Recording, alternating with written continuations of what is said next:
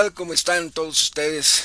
Qué gusto que nos acompañen en esta ocasión aquí en este espacio en el cual, pues hoy en el marco del Día Mundial del Libro y del Derecho de Autor, vamos a dedicar este tiempo a charlar con un compañero, un gestor cultural que ha desarrollado se ha desarrollado en diferentes facetas en esta labor de gestionar y promover la cultura.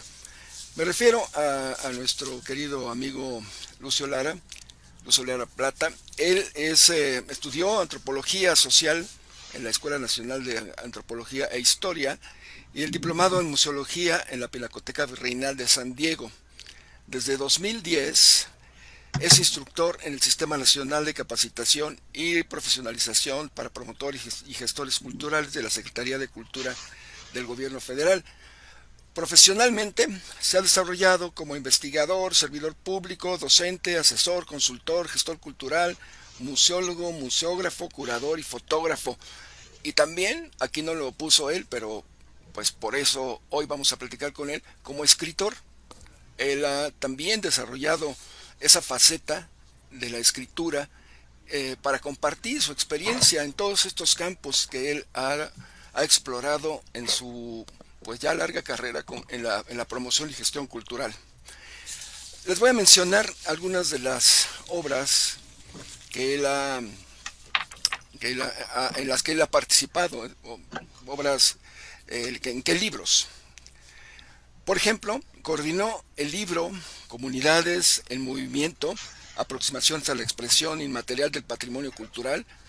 Este libro es el número 38 de la colección Intersecciones, coeditado entre la Secretaría de Cultura Federal y la Secretaría de Cultura del Estado de San Luis Potosí.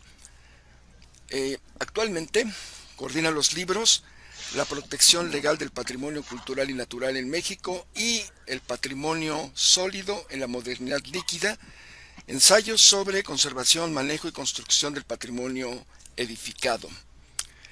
En estos libros participan antropólogos y gestores del patrimonio cultural de varios países de América Latina, así que hay que estar muy atentos para cuando estos libros que están en preparación aparezcan, pues inmediatamente buscarlos y sumarlos a sus bibliotecas. También es autor de los libros El Museo Mutante, una teoría de los espacios expositivos, y El Museo Líquido, Desarrollo Sostenible y Postmodernidad, que serán publicados próximamente. Así que, como ven, nuestro invitado en esta ocasión pues tiene un camino largo andado y mucha experiencia que compartirnos, y que afortunadamente pues ya ha comenzado a ponerla en libros. Pues bienvenido, mi querido Lucio. Qué gusto verte, qué gusto platicar contigo de esta faceta no muy expuesta por ti mismo en tu propio currículum. Así es. Jesús, buenas tardes a todo el auditorio.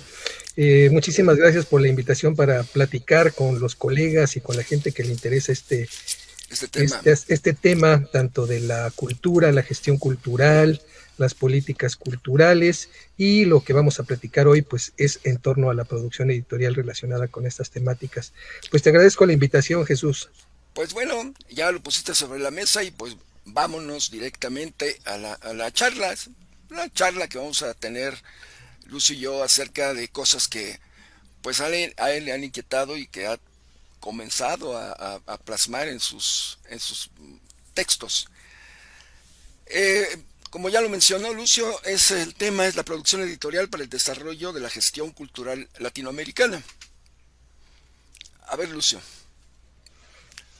Bueno, pues los gestores culturales leen. Es un mercado este sector para producir libros. claro, por supuesto que sí, y consumimos literatura muy variada. Fíjate, lo interesante de la gestión cultural y que tiene que ver con la industria editorial, pues es que los perfiles que tenemos, los gestores culturales, son multidisciplinarios. Hoy en día la gente ya se puede formar directamente a través de una licenciatura o hacer un posgrado en gestión cultural, ya sea una maestría. pero hace algunos años, antes del año 2000, muchos que practicábamos la gestión cultural de oficio, o sea, la gestión cultural antes no estaba profesionalizada, y la promoción y la gestión eran prácticas, son actividades eminentemente prácticas. Y los perfiles de la gente que trabajamos en este campo, pues provenimos la mayor parte de las humanidades, de la antropología, la sociología, la historia, incluso trabajadores sociales también. Encontramos colegas artistas, por ejemplo, gente que ha estudiado artes plásticas, artistas visuales, actores, actrices, dramaturgos, etcétera. Es muy diverso, músicos incluso, ¿no? Quienes gestionamos diversos campos de la cultura, pues evidentemente tenemos estos perfiles. Así es de que en nuestro proceso formativo, en lo que se refiere al consumo de la bibliografía, que nos permite entender tanto aspectos metodológicos como técnicos y teóricos acerca del trabajo que realizamos, pues leemos desde antropología, historia, sociología, filosofía, y ahora justamente el tema del que vamos a hablar, ya textos especializados en gestión cultural. Por ejemplo, que tienen que ver con algunas guías sobre trabajo comunitario, cultura de paz, equidad de género, etcétera. Entonces, pues sí es una literatura especializada y que tiene cada vez una mayor cantidad de lectores. Oye, esto pues significa que aparte de ti habrá mucha gente más que escribe. Eh, ¿Qué tan buena es la producción en este tema?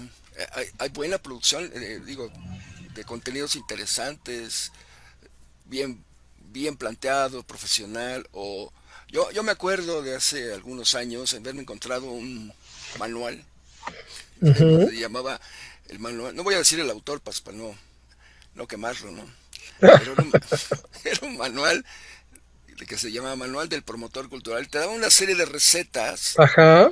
Y entonces parecía muy fácil ser promotor cultural, pues te comprabas tu manualito, ¿no?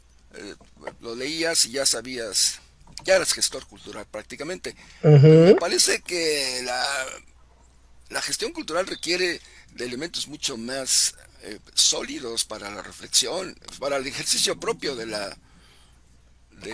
oficio, ¿no?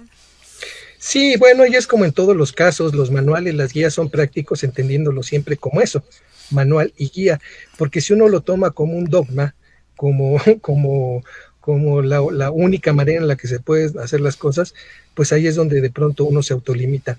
No, son muy prácticos definitivamente. Y hoy en día hay una gran diversidad de tanto textos teóricos como este tipo de manuales que tú mencionas que nos llevan a una serie de consejos, recomendaciones derivadas de la experiencia. Yo recuerdo estos textos de Adolfo Colombres, Ujú, muy ese, importantes, ujú. muy importantes, que fueron, pues prácticamente eran la Biblia hace algunos años para quienes ejercíamos la gestión cultural. Entonces, Así si hay es. textos icónicos, por ejemplo, los de Adolfo Colombres, que es un antropólogo sudamericano, muy prestigiado, y cómo, fíjate cómo ha sido interesante que la antropología, en el trabajo que realizamos, en el trabajo de campo de investigación y también en el campo de las políticas públicas, pues de manera casi natural se han desprendido de aquí de la antropología una especialidad práctica que antes se le llamaba la antropología aplicada y que yo lo veo ahora como una praxis dentro de este concepto de la gestión cultural. Es decir, cómo la antropología ha incursionado, por ejemplo, en el caso teniendo como punto de referencia la diversidad cultural de un país determinado y cómo a partir de ahí se ha reconceptualizado la práctica antropológica, que ya no solamente tiene que ver con la investigación etnográfica tradicional, esta investigación descriptivo-interpretativa, en donde el investigador iba a una comunidad, la describía, interpretaba sus prácticas según el campo que estuviera atendiendo, y escribía un libro, un informe, una tesis con sus propias conclusiones. No, hoy yo creo que estamos viendo una realidad ya muy interesante, porque a partir de la nueva etnografía, en donde consideramos a los portadores de tradición, y este concepto es muy importante en la gestión cultural, porque nos permite ubicar a aquellas personas que antes la antropología le llamaba su objeto de estudio, en la antropología clásica. Y pasamos de los objetos de estudio a los sujetos de estudio, como para reivindicar y respetar la individualidad y reconocer a la persona como tal, no como un objeto de estudio, sino como un sujeto de estudio, pero fuimos más allá. Después de la Convención para la Salvaguardia del Patrimonio Cultural Inmaterial del 2003, que fue aprobada por la UNESCO el 17 de octubre en París, pues a partir de ahí se comenzó a utilizar el término de portadores de tradición. Entonces hoy en este trabajo que hacemos, por ejemplo, en la antropología y la misma literatura antropológica se han transformado, pues porque ya se permite, ¿verdad?, que los propios portadores de tradición, así como lo plantea la Convención para la Salvaguardia, de la que estoy hablando del 2003, de la UNESCO, pues ellos tengan su propia voz, es lo que le llamamos la nueva etnografía. Entonces, esto ha generado una literatura muy interesante que ha influido también en tanto en los textos teóricos como en los manuales de la gestión cultural.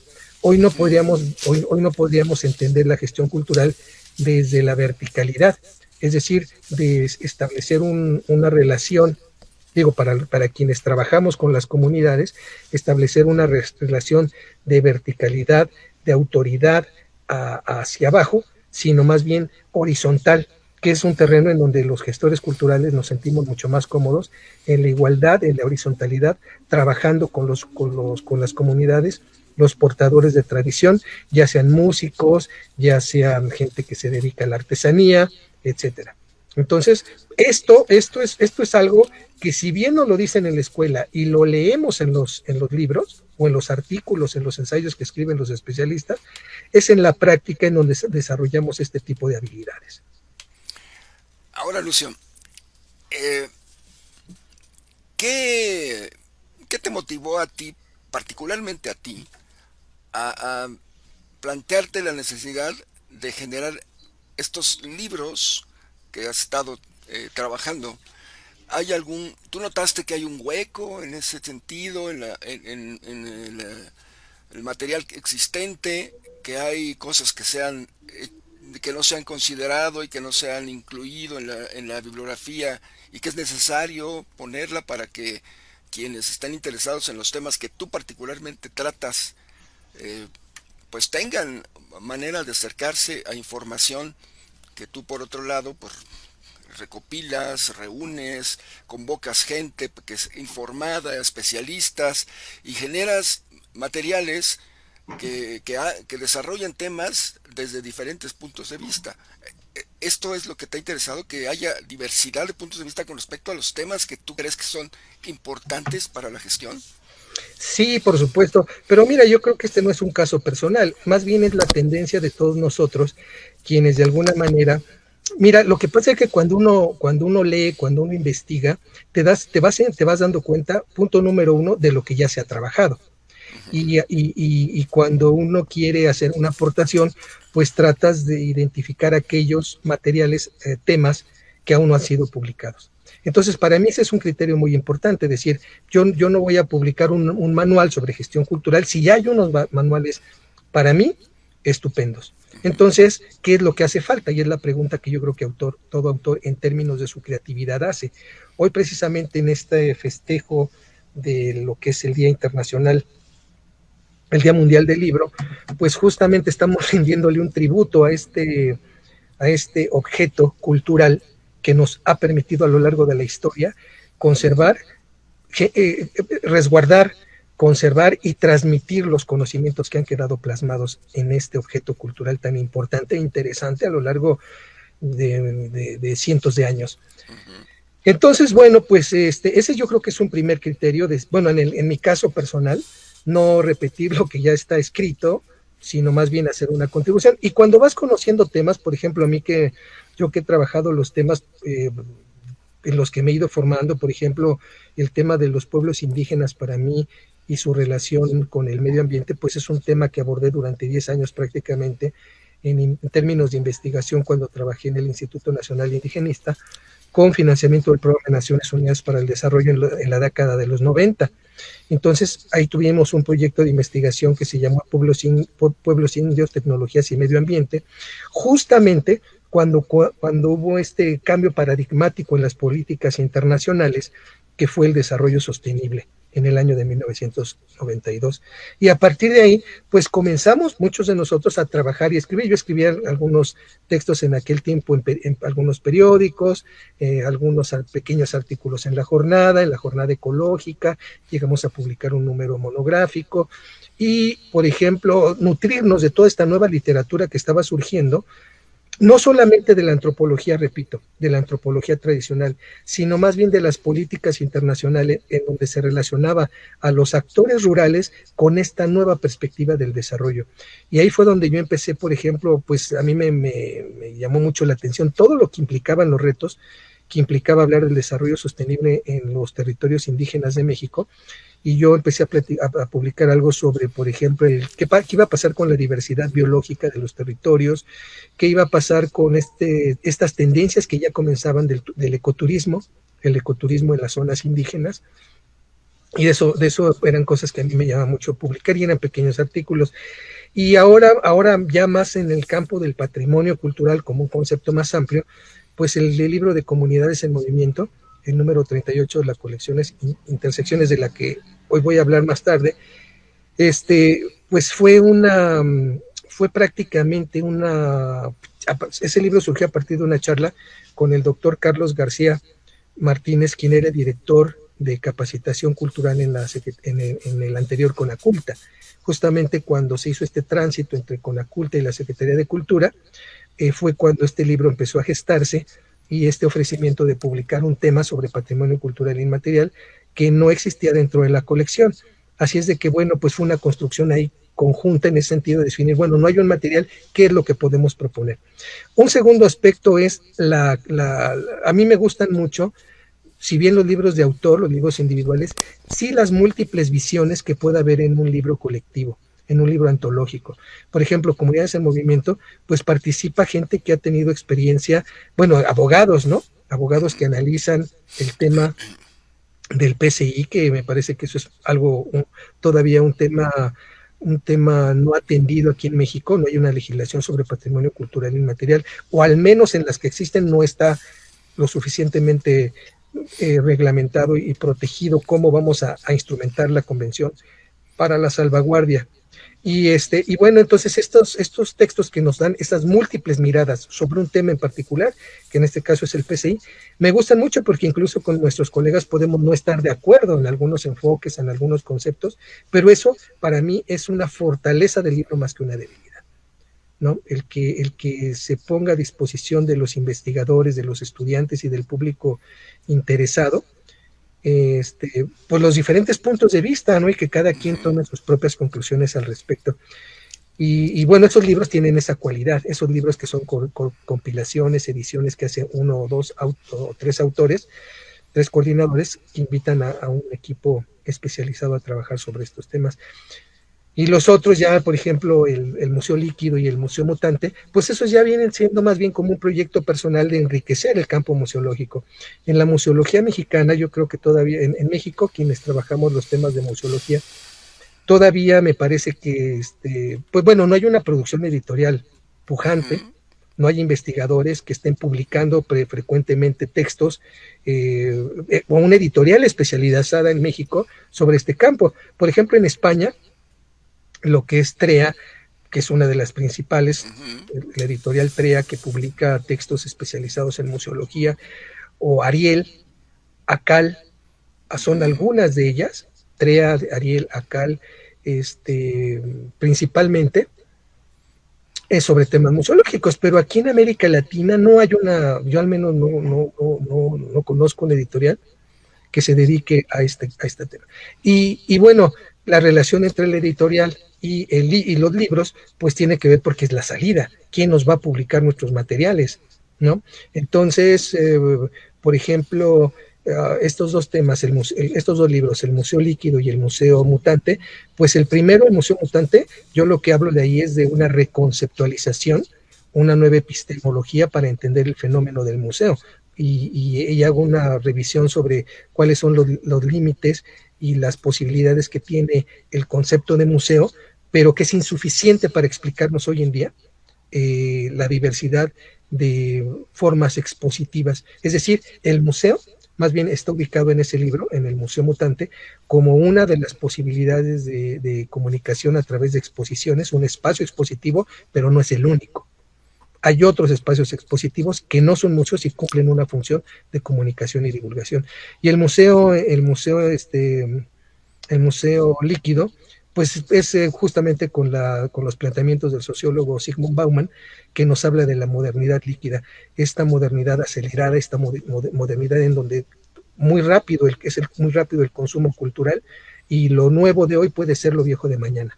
Entonces, pues en ese planteamiento que hace Bauman de esta caracterización de la sociedad posmoderna, de la sociedad líquida, pues es justamente en donde hago una reflexión acerca de esta perspectiva de cómo es el consumo cultural de los discursos museográficos, a partir de los conceptos, repito, de los espacios expositivos, incluyendo a los museos.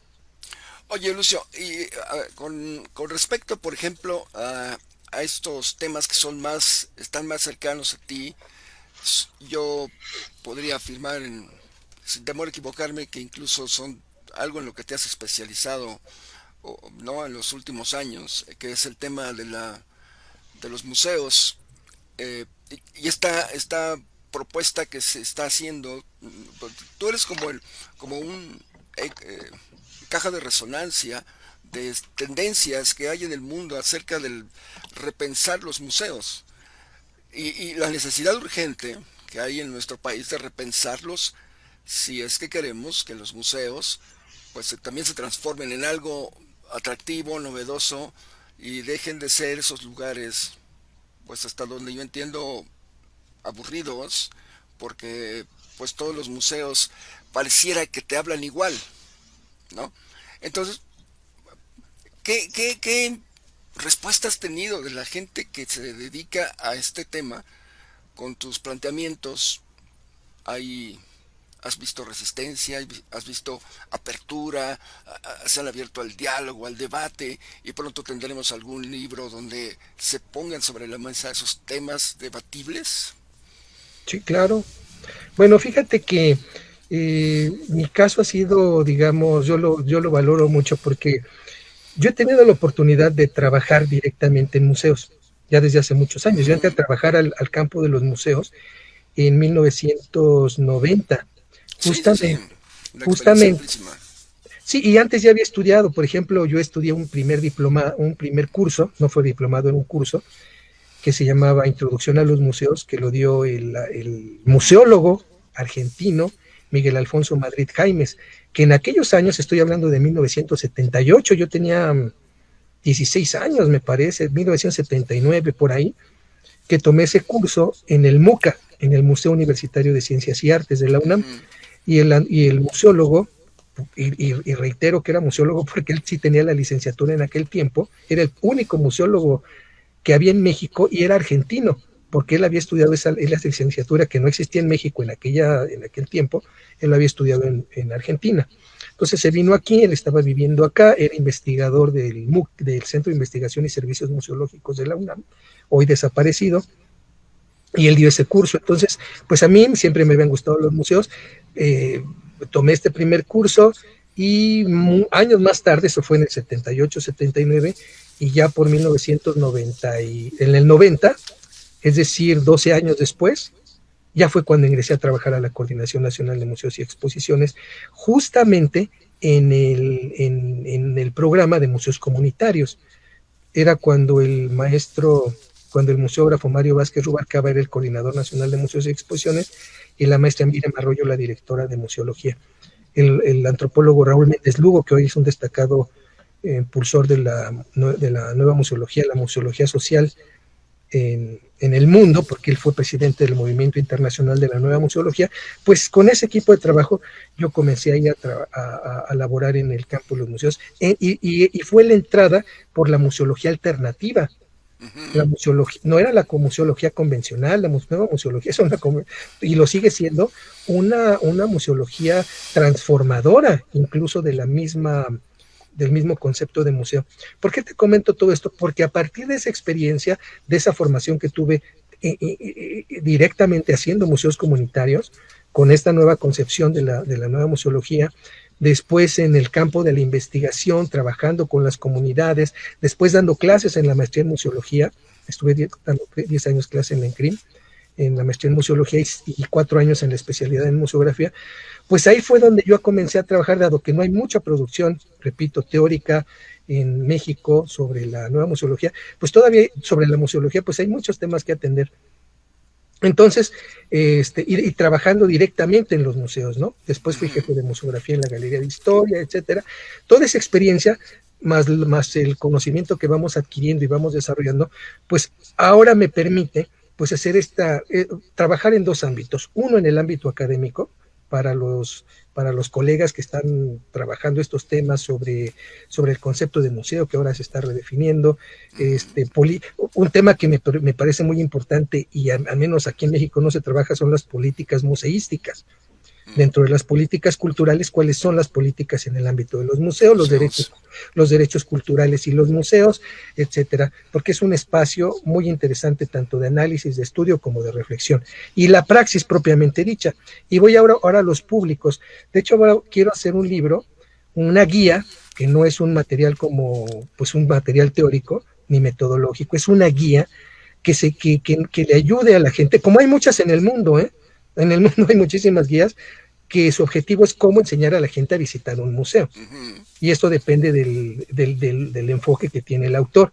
Mi enfoque, de cómo visitar un museo, así hay incluso un libro que se titula, es un libro inglés que se llama así, Cómo visitar museos, pues evidentemente yo le buscaré un título diferente, pero la metodología, a diferencia de ese libro, pues es una que yo he desarrollado, y es una metodología que tiene que ver con 4 sistemas interpretativos en el campo museológico. Y esta guía sería para cualquier persona, no especialista, un museólogo, un museógrafo, un curador, no. Esto es para que, al contrario, para aquella persona que no sabe qué es una colección, qué es un curador, qué es una curaduría, qué es un guión museológico, qué es mobiliario museográfico y todo eso. ¿Cuál es mi hipótesis? Porque si hay una hipótesis que subyace en este trabajo, de que cuando el ser humano, cuando un ciudadano es alfabetizado musealmente, así le llamo yo, la alfabetización museal, tenemos mayor posibilidad de comprender los discursos que hay en el museo, las diferentes narrativas. Y no solamente ser un sujeto pasivo, para mí que es un sujeto pasivo tradicional, aquel que va al museo, que ve la exposición y que lee, y que hasta ahí llega. Entonces, no hay el otro nivel, que es la reflexión, la crítica y el cuestionamiento y la autoconstrucción de nuevos referentes o de nuevas narrativas. Entonces, es un proceso desde mi punto de vista incompleto, y lo que hay que hacer es enseñarle a los usuarios, incluso desde niños, a cómo abordar una exposición. Si a nosotros de niños nos dijeran, por ejemplo, qué es una exposición, qué es una colección, qué es una exposición, que detrás de esa exposición hubo una o varias personas, quien hizo la investigación, que generó el concepto expositivo, etcétera, eso nos sería mucho más fácil, digamos, entender la exposición e incluso reinterpretarla, resemantizarla, darle nuevos significados. Pero eso es algo que no hacemos porque no tenemos las herramientas. Bueno, pues ese libro, que ahorita hablando de estos ámbitos de oportunidad, pues a mí me parece que es algo importante que beneficiaría a los maestros de escuela que llevan a los niños a los museos, a los mismos educadores en museos, a los educadores que trabajan en los museos, asesores educativos, guías, anfitriones, mediadores, etcétera. Sería una herramienta importante, con esa metodología que propongo, que es la interpretación de 4 sistemas. Uno, el sistema objetual, que es la colección, el sistema textual, el sistema gráfico y el sistema espacial. Entonces, con estas 4 lecturas, integrándolas, tenemos una visión pues muy interesante acerca de lo que es una exposición. Y no solamente en un museo, sino puede ser una exposición en el Paseo de la Reforma, puede ser una exposición en un jardín botánico, en un parque zoológico.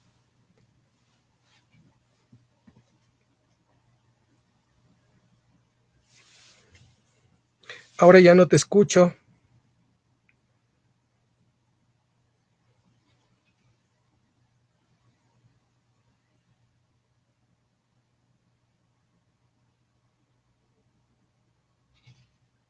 No, ya no te escucho.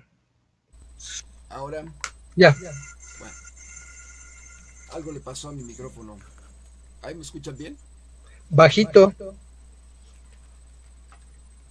Voy a volver a intentar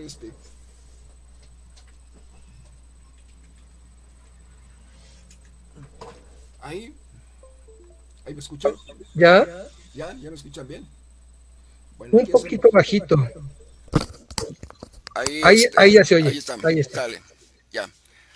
Bueno, te decía de que estos materiales que estamos, de los que estás platicando, toda esta conceptualización, ¿no? Porque pues hay un fundamento teórico ahí en esa manera de plantear la educación para quien, eh, pues para la población, para que vaya a disfrutar de un bien al que tienen derecho de tener acceso, ¿no? Los museos finalmente pues uno tendría que entrar y tener todo este bagaje ya integrado para que los museos realmente sean un espacio significativo, del cual salga uno con una nueva o una renovada visión del mundo.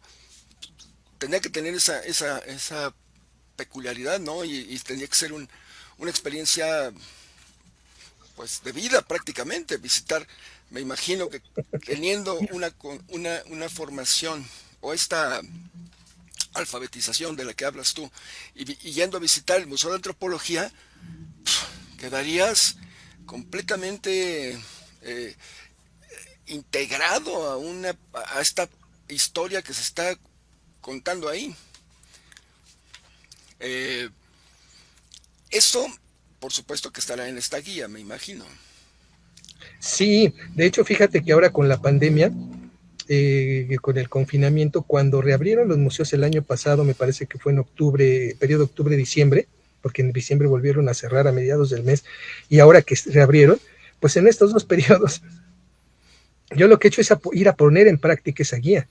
O sea, si quiero saber cómo funciona, pues en principio aplicarla y aplicar sus principios y para que no sea algo meramente teórico de estar hablando del sistema objetual, del sistema espacial, del sistema gráfico y del sistema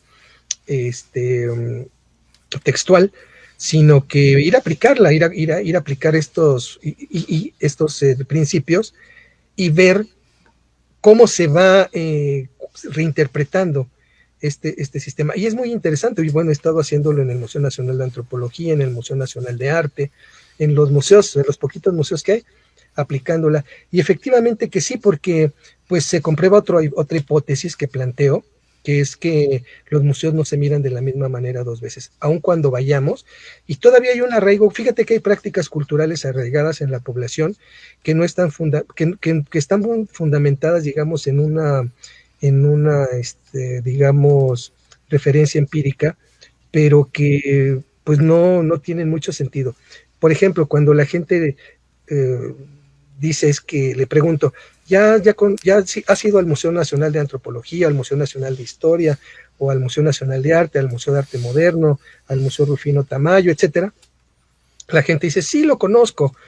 ¿Y hace cuándo fuiste? No, pues hace 10 años, ¿no? Entonces, esa relación entre ya lo conozco y Sí, el ya tiempo, basta con que vaya una vez y no exactamente tengo que cuando volver a ir. por ejemplo, esa noción es muy interesante porque la gente dice, es que yo ya fui al museo.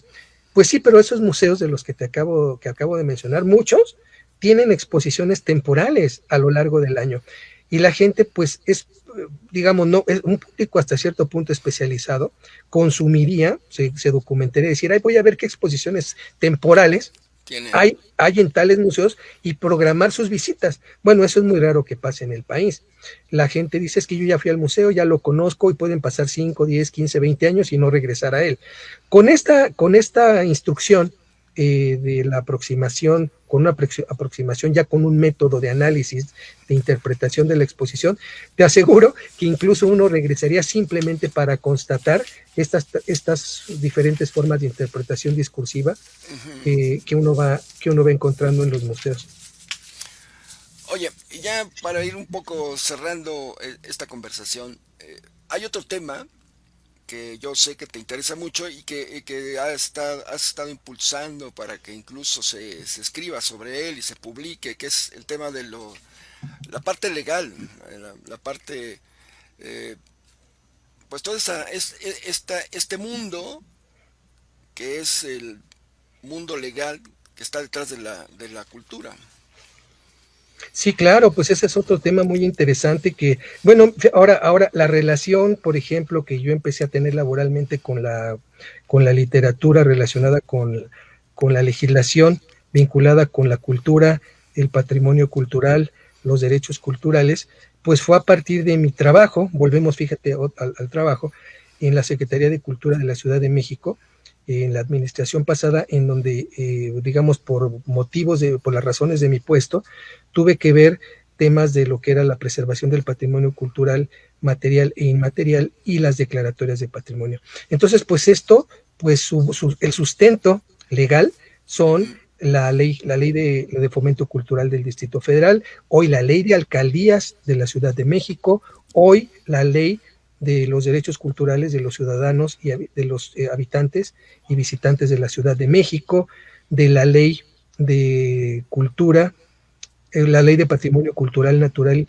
y y biocultural de la Ciudad de México, que es la última que ha expedido bueno, la primera que en esta materia que expide el Congreso de la ciudad y la última más reciente sobre el tema.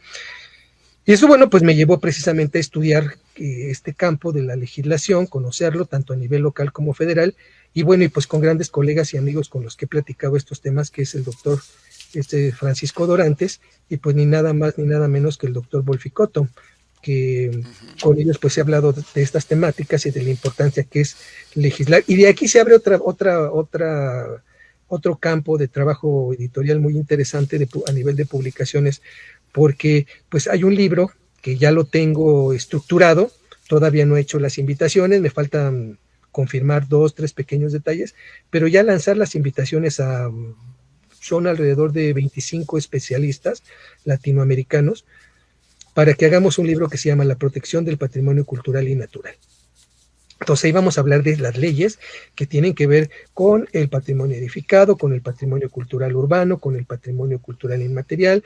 Nos vamos a empezar a dar cuenta que existen vacíos, porque en el caso de las leyes sobre patrimonio cultural inmaterial o las leyes sobre colecciones, sobre los objetos de los museos, que ahí tendremos que profundizar un poco, porque pues la Ley Federal sobre Monumentos y Zonas Arqueológicos, Artísticos, Históricos sí se refiere a los monumentos en su carácter mueble, ¿verdad? El análisis que estoy invitando a hacer a uno de los especialistas es si eso es suficiente.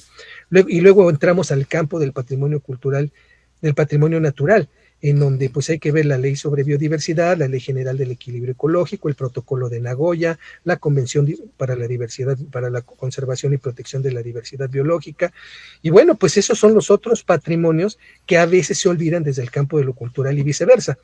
Desde el otro lado, desde el campo de la biología, la ecología, pues muchas veces lo que son los edificios, las calles, los monumentos, las esculturas y las tradiciones, pues sí se sabe que existen, pero no son estudiadas por ese otro campo.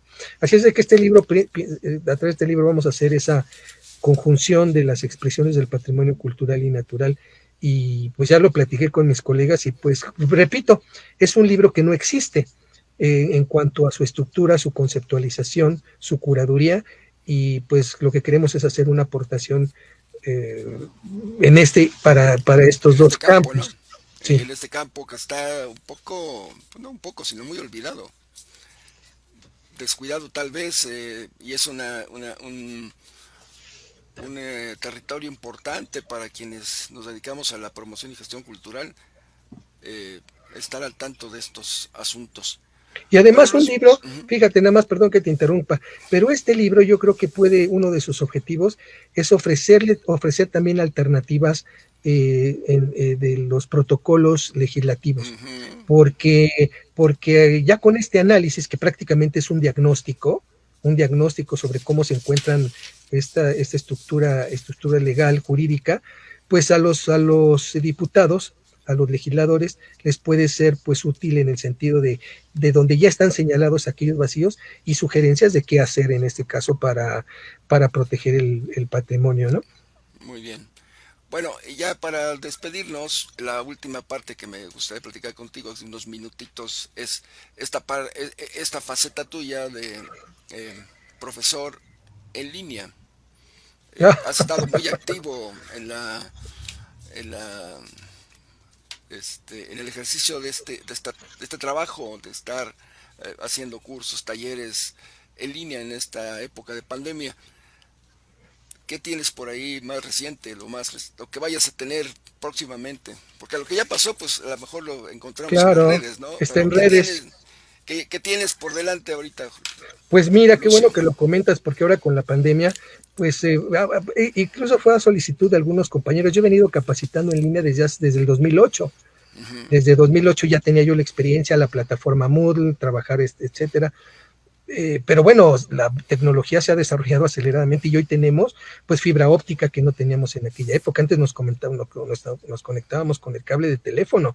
Entonces voz y datos tenían que transitar por esta tecnología que hoy con la fibra óptica, por ejemplo, ahorita, pues no nos estamos trabando, etcétera, cosa que antes era muy común, incluso hasta que se perdiera la conexión.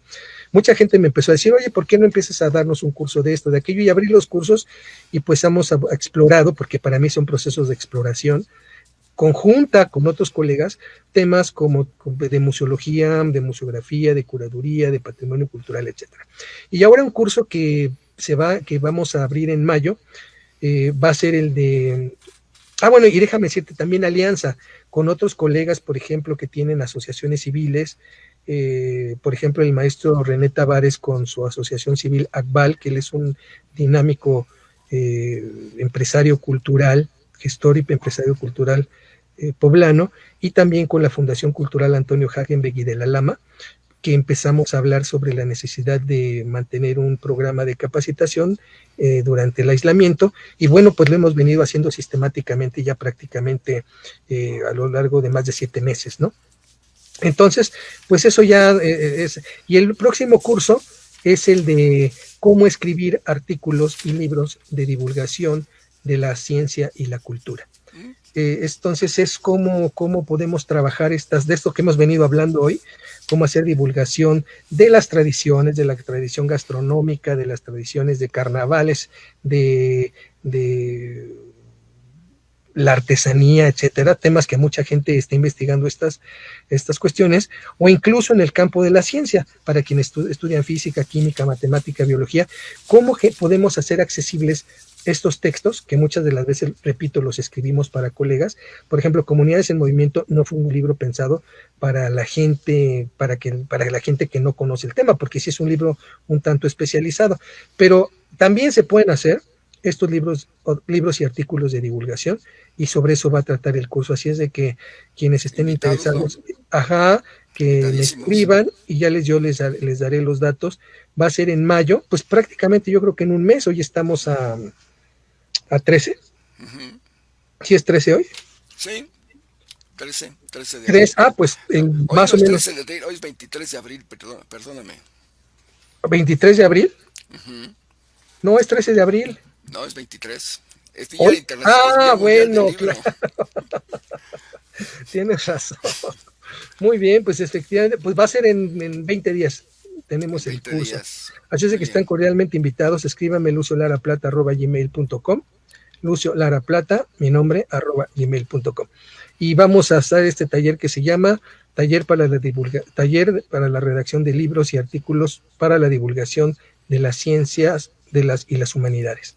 Muy bien. Pues muchas gracias, mi querido Lucio Lara Gracias a Plata. ti. Gracias a ti, Jesús, y saludos a todos los compañeros. Y pues sigamos utilizando al máximo este conocimiento que se encuentra en estos objetos maravillosos llamados libros, y ahora también en su formato digital. Bueno, pues ya escucharon, es la invitación que queremos hacerles a todos ustedes a que se acerquen a los libros hoy, 23 de abril, Día Mundial del Libro y del Derecho de Autor. Estamos dedicando espacios aquí en la Alcaldía Iztapalapa a través de la Dirección Ejecutiva de Cultura para reflexionar sobre la importancia de estos objetos culturales a través de los cuales la cultura se ha ido transmitiendo a lo largo de los años. Esperamos que sigan cada una de las diferentes actividades que con este motivo ha preparado la Dirección Ejecutiva de Cultura de la Alcaldía Iztapalapa para celebrar en grande el Día Mundial del Libro y del Derecho de Autor. Hasta la próxima, pásenla bien, por ahí nos encontraremos en alguna librería. Hasta luego, Lucio. Gracias, buenas noches.